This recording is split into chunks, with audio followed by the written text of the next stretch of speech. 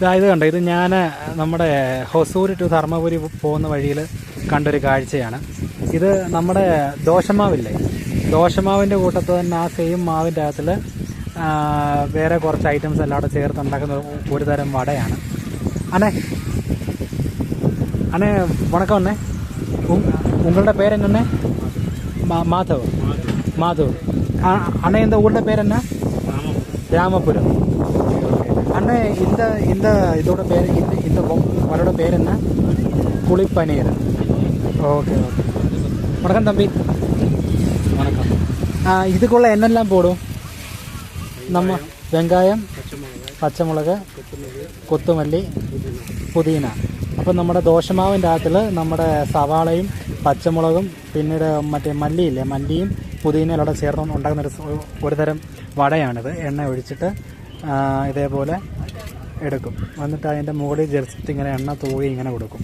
ഇതുണ്ടാക്കി കഴിയുമ്പോൾ എങ്ങനെയാണെന്ന് ഞാൻ കാണിച്ചു തരാം. ഇതേപോലെ ഇളക്കി ഇങ്ങനെ നല്ല സീനറി അവിടെ പാടമാണ്. ഞാൻ കുറച്ച് മുന്നേ കാണിച്ചു വിട്ടാലും അവിടെ ഫുള്ളിങ്ങനെ മറ്റേ കൃഷിയാണ്, മൊത്തം നെല്ലിങ്ങനെ പാകാനായിട്ട്. ഇവിടെയും ഫുള്ളിങ്ങനെ കൃഷിയാണ്. കണ്ടോ, സൂപ്പർ സ്ഥലമാണ്. ഇതേപോലെ ഇങ്ങനെ ഇളക്കിയിടും. അതിനെ ചൂടാക്കിയെടുക്കും. വലിയ വിലയൊന്നുമില്ല ഇവിടെ, നല്ല റീസണബിൾ റേറ്റിലാണ് കൊടുക്കുന്നത്.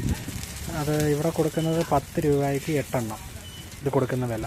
നിസ്സാരമായ വിലയ്ക്കാണ് കൊടുക്കുന്നത്. ഞാൻ എന്തായാലും ഒരു 5 എണ്ണം അല്ല 4 എണ്ണം, 5 രൂപയ്ക്ക് 4 എണ്ണം വാങ്ങാനായിട്ട് ഞാൻ പറഞ്ഞിട്ടുണ്ട്. മുടിയൊക്കെ എല്ലാം കുളമായി. അപ്പോൾ നമ്മുടെ ചേട്ടന് നമുക്ക് 5 രൂപയ്ക്ക് 4 എണ്ണം തന്നിട്ടുണ്ട്. ഇത് കണ്ടോ, ഇതാണ് നമ്മുടെ ഞാൻ വട.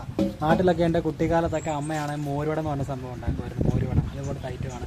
താങ്ക് യു കേട്ടോ, താങ്ക് യു വെരി മച്ച്. ഇതാണ് സാധനം. കൊള്ളാം, ഒരു പ്രത്യേക രുചിയാണ്. നമ്മുടെ ദോശമാവ് തന്നെ, ദോശമാവിൻ്റെ അതിൽ ഉള്ളിയും പുതിനയും പച്ചമുളകും മല്ലിയിലയും എല്ലാം കൂടെ ചേർത്ത്, പിന്നെന്താ ഉള്ളത്, കടുകോ വേറെന്തോ ഒരു സാധനമുണ്ട് അതിലൂടെ ചേർത്ത് നല്ല രുചിയാണ്. ഉപ്പുമൊക്കെ ഇട്ട് തുച്ഛമായ വിലയേ ഉള്ളൂ. 10 രൂപയ്ക്ക് 8 പീസ്. സൂപ്പറാണ്.